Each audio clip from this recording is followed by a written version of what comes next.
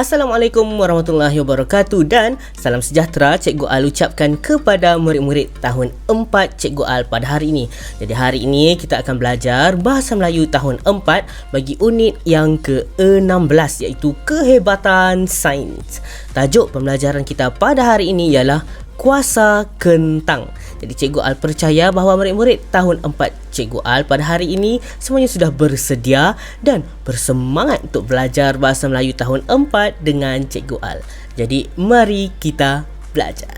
Baiklah, pada hari ini kamu akan mempelajari kemahiran menulis berdasarkan standard pembelajaran 3.3.1 iaitu menulis draft dan menghasilkan penulisan imaginatif dan deskriptif. Manakala objektif pembelajaran yang perlu kamu capai ialah kamu dapat menulis 3 draft dan menghasilkan penulisan imaginatif berpandukan kerangka dan gambar. Baiklah murid-murid, pernahkah kamu mendengar tentang kuasa kentang? Cikgu akan kongsikan sedikit fakta tentang kuasa kentang. Percayakah kamu bahawa kuasa kentang boleh menyalakan lampu? Mari kita baca fakta ini. Kentang mengandungi asid fosforik yang dapat memberikan tenaga untuk menghasilkan elektrik. Asid boleh digunakan dalam tindak balas kimia untuk menghasilkan tenaga elektrik. Buah-buahan lain yang boleh digunakan dalam eksperimen ini adalah seperti lemon, limau dan apple. Jika kamu sudah bersedia untuk meneruskan aktiviti kita pada hari ini, sila sediakan buku teks dan buka muka surat 112. Aktiviti kita pada hari ini ialah kamu perlu menghasilkan draft berpandukan gambar dan kerangka yang diberikan. Draft merupakan karangan yang disediakan pada peringkat awal secara kasar yang perlu diperbaik lagi. Aktiviti yang kedua ialah kamu perlu menulis karangan berpandukan draft yang dihasilkan. Baiklah, sekarang kita baca dan fahami maklumat yang terdapat dalam bahan rancangan ini. Sila sediakan buku teks dan buka muka surat 112. Dalam bahan ini telah disediakan perenggan pendahuluan dan juga perenggan penutup. Terdapat 3 isi penting ataupun kerangka karangan yang telah disediakan. Kamu perlu menghasilkan draft berpandukan gambar dan kerangka yang diberikan ini. Sebelum itu, mari kita baca perenggan pendahuluan terlebih dahulu. Zara dan rakan sekelasnya menyertai pameran sempena Minggu Sains, Teknologi dan Inovasi. Dengan bantuan guru kelas, mereka mengadakan pameran tentang kuasa kentang.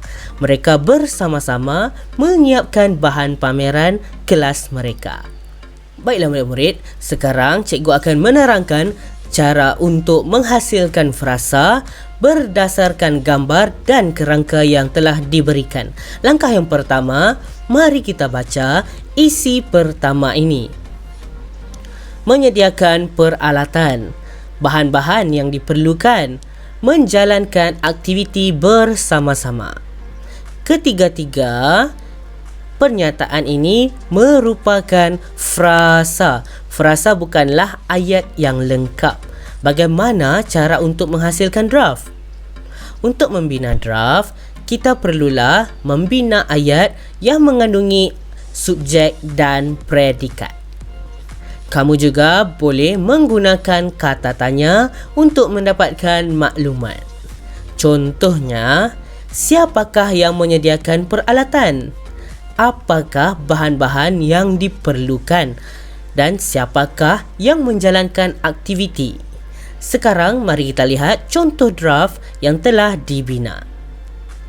Pertama, Zara dan rakan-rakannya menyediakan peralatan.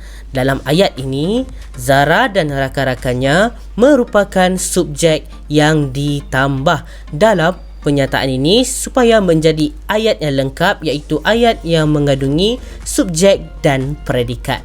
Contoh yang kedua, antara bahan yang diperlukan ialah ubi kentang, mentol diod pemancar cahaya ataupun LED, kepingan tembaga, klip kertas keluli dan wayar.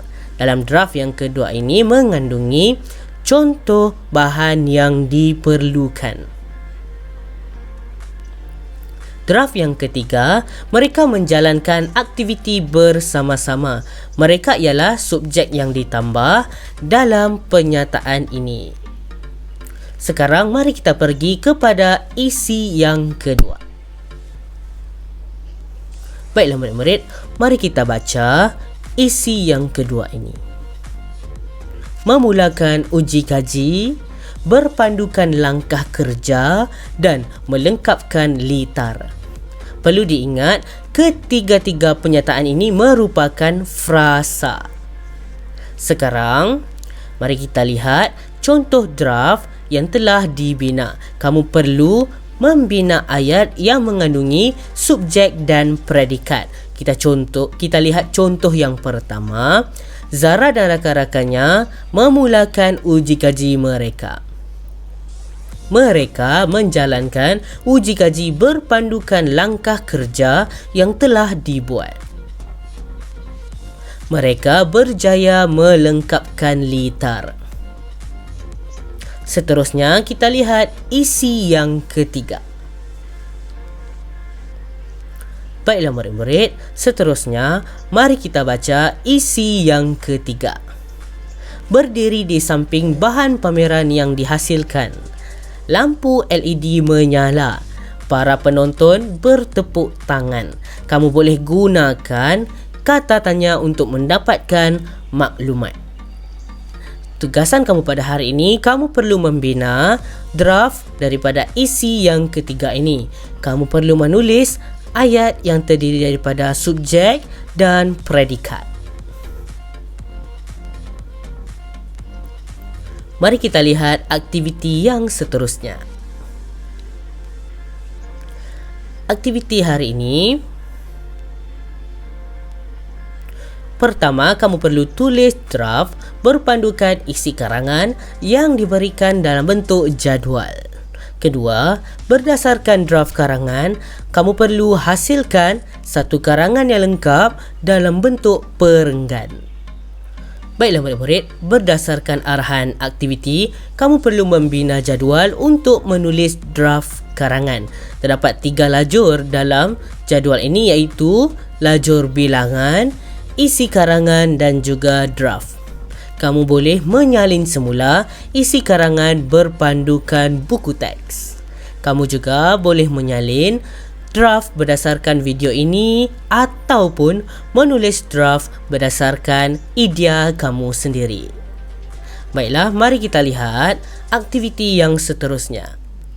Baiklah murid-murid, aktiviti yang terakhir yang perlu kamu lakukan iaitu menulis karangan dalam bentuk perenggan yang lengkap seperti yang ditunjukkan sebelum ini. Kamu telah diberikan perenggan pendahuluan, perenggan isi pertama dan perenggan penutup. Kamu hanya perlu melengkapkan perenggan isi yang kedua dan perenggan isi yang ketiga.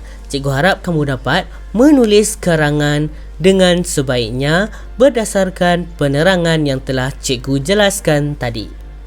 Sekian saja daripada Cikgu Al, sehingga kita berjumpa lagi. Assalamualaikum dan bye.